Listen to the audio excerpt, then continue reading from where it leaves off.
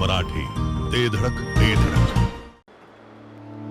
9वी 10वी 11वी 12वी science, NEET, JEE, CET, NATA अशा सर्वच स्पर्धा परीक्षांसाठी नंबर 1 चा पर्याय म्हणजे Shri Rajlakshmi royal academy of science Vita. कारण इथे मिळतो number 1 result, number 1 teaching quality, number 1 infrastructure, सर्व गुणवंत विद्यार्थ्यांना लाखो रुपयांची स्कॉलरशिप, आमच्या सर्वांगीण विकास आणि पर्सनॅलिटी डेव्हलपमेंटसाठी अनेक नाविन्यपूर्ण उपक्रम, गरजू व अभ्यासू विद्यार्थ्यांसाठी दत्तक योजना. आणि म्हणूनच इथे गुणवत्ता हे संस्कार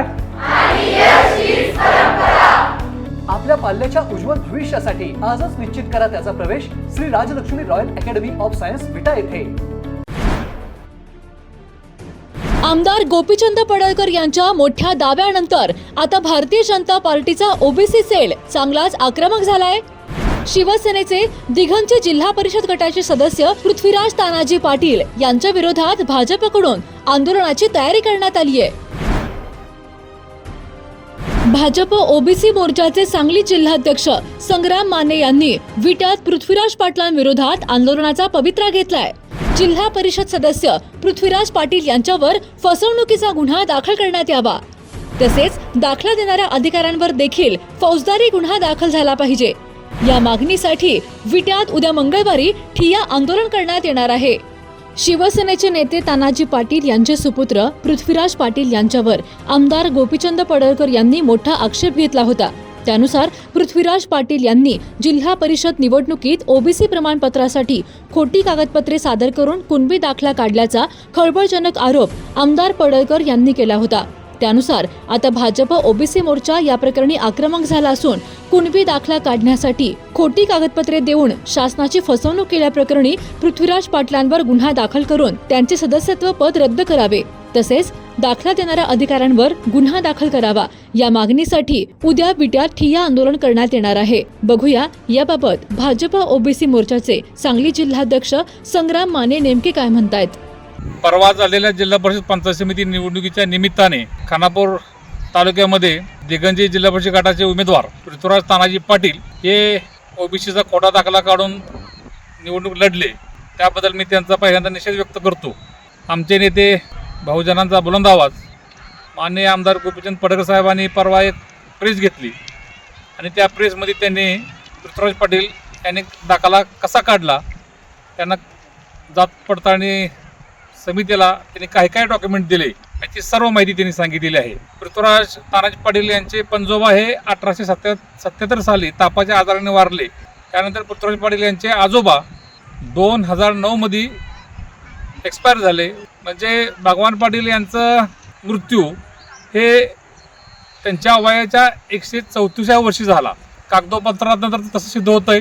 तसेच पृथ्वीराज पाटील यांचे वडील तानाजी पाटील हे 1973 मध्ये जन्माला आले.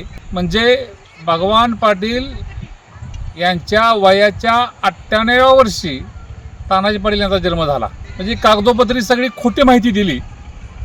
कागदोपत्री तुम्ही आत्ता बघताय, आत्ताच्या काळात कोणी 134 वर्ष आधी जगतो का?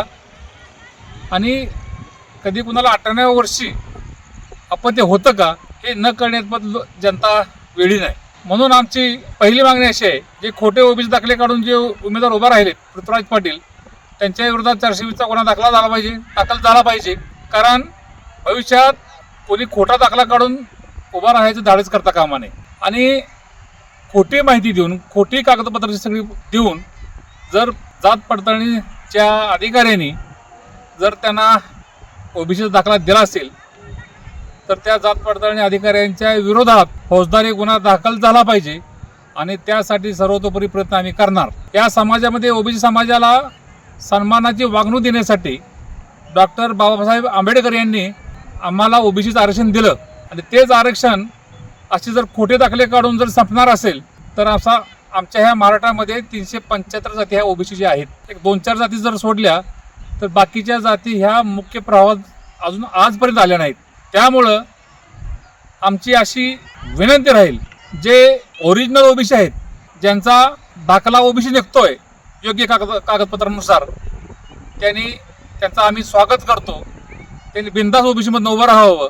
पण ओढून ताणून खोटी कागदपत्र देऊन जर तुम्ही ओबीसीचा दाखला काढणार असाल आणि ओबीसीवर जर आमच्या मूळ ओबीसीवर जर अन्याय करणार असाल तर आम्ही शांत बसणार नाही. आम्ही दिनांक 7 एप्रिल रोजी विटा तहसील ऑफिसच्या बाहेर ठिय्या आंदोलन करतोय आणि हे आंदोलन जात पडताळणी समितीचे अधिकारी यांच्या फौजदारी गुन्हा दाखल झाला पाहिजे व पृथ्वीराज पाटील यांच्यावर 420चा गुन्हा दाखल झाला पाहिजे यासाठी करतोय. तर यासाठी खानापूर तालुक्यातील आणि सांगली जिल्ह्यातील सर्व माझ्या बांधवांना विनंती राहील की तुम्ही या आंदोलनास पाठिंबा द्यासाठी सर्वांनी उपस्थित राहावे. सांगता येईना आणि सहनही होईना, शौचावाटे रक्तस्राव, वेदना, वारंवार शौचास होणे हा मूळव्याध तर नाही ना? मिळवा कायमचा आराम, तोही एका दिवसात, वेदनारहित विना टाका. मूळव्याधीवर औषधोपचाराबरोबर लेझर व इंजेक्शनची खास सुविधा देणारे विट्यातील पहिलेच हॉस्पिटल डॉक्टर बंडगर यांचे मूळव्याध स्पेशालिटी हॉस्पिटल, अनुराज हॉस्पिटल शेजारी एसटी स्टँडच्या बाजूला, खानापूर रोड, विटा. जिओ मराठी ते धडक ते धडक.